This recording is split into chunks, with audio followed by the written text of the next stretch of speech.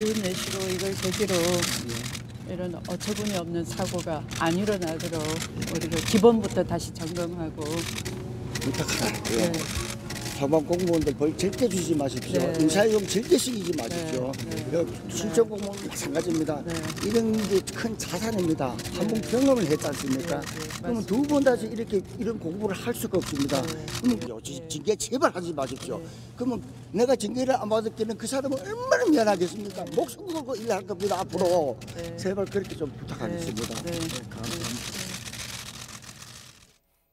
자, 어떻게 보면 상당히 좀 특이한 장면입니다. 이 추미애 그 민주당 대표 같은 경우는 저희가 기본부터 다시 점검하겠다 그래서 미안하게 됐다 뭐 이런 입장인 것 같은데 당장 그 유가족이 나와서 공무원들 처벌하지 마라. 그런 경험들이 자꾸 쌓여야지 더 잘 되는 거 아니에요? 이렇게 얘기하고 있어요. 예.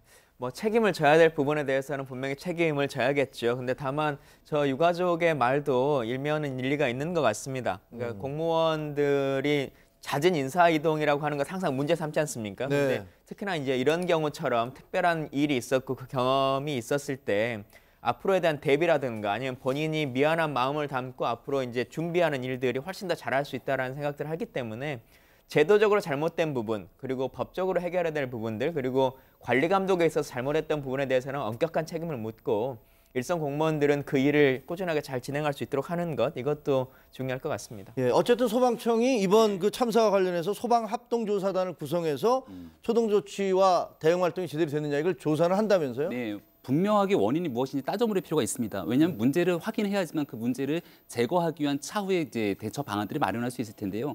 첫 번째로 해당 당시 출동했을 때 건물에 대한 도면을 가지고 출동하지 못했던 문제가 제기가 되거든요. 네. 그러니까 도면이 있어야지만 어디서부터 구조를 할지가 알 수가 있을 거고, 또 두 번째로는 현장에 도착했지만 굴절 이 사다리차가 작동하지 않았던 문제는 왜 그랬는지 등등에 대해서 이 모든 문제들을 가지고 내년도 1월 12일 정도에는 이 조사 결과를 발표한다고 하는데 이게 단순하게 제천시 하나의 문제에 그치지 않고 전국적으로 화재에 대한 문제를 점검할 수 있도록 꼼꼼하게 원인을 규명해야 될 것 같다는 생각이 듭니다.